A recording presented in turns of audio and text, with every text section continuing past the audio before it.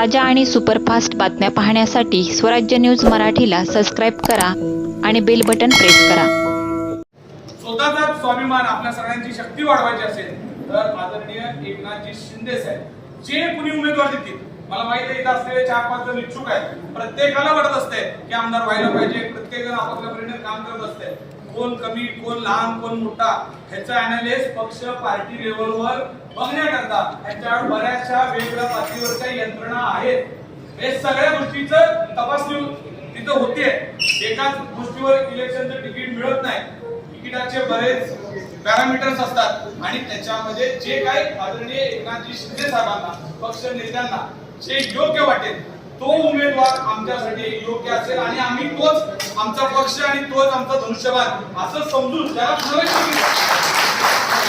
आणि माझी अशी विनंती आहे की आपण बरेचदा असं म्हणत असतो की मला तिकीट नाही मिळालं तर मी असं करेन तसं करेन, ही भाषा मुळी तुम्ही करू नका असं कारण करतो। याच्यामुळं आपल्या पक्षाची प्रतिमा मलिन व्हायला लागली आहे की जेणेकरून आपण स्वसाठी काम करतो आणि पार्टीसाठी करणार नाही, ही जी भाषा प्रत्येक जण बोलतायत ती कदाचित मी सर्वांना हात जोडून विनंती आहे की आपण सगळे मुख्य नेते म्हणून शहरात तुम्हाला बघितलं जात असताना अशा अपेक्षा नाही आहेत। मी स्वतः इलेक्शनसाठी इच्छुक नाही,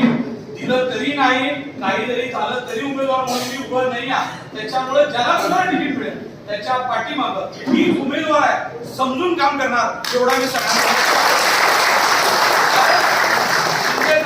ज्या पद्धतीची ताकद दिली आहे, आपल्या सगळ्याला मान सन्मान दिलाय। आज सोलापूर शहरात असेल ग्रामीण भागामध्ये आपण फिरत असताना आपल्याला 4 लोक नमस्कार करतात की आदरणीय एकनाथजी शिंदे साहेबांनी जे आपल्या गाड्यात घातलेले जे भव्य उपकरण आहे याच्यामुळे लोक आपल्याला मान देतात आणि या भव्याची शपथ घेऊन आपण सोलापूर शहरातनं एक आमदार शिंदे साहेबांना देऊ असं मी आपल्या दोन्ही नेत्यांसोबत अभिवेशन देतो। आपण ती जबाबदारी अतिशय ताकदीनं आम्ही येणाऱ्या काळामध्ये सक्षम पद्धतीने सर्वांच्या साक्षीनं असा शब्द देतो की आमच्या शहरातून एक आमदार आदरणीय शिंदे साहेबांच्या सोबतीत राहील एवढा अभिवेशन देतो।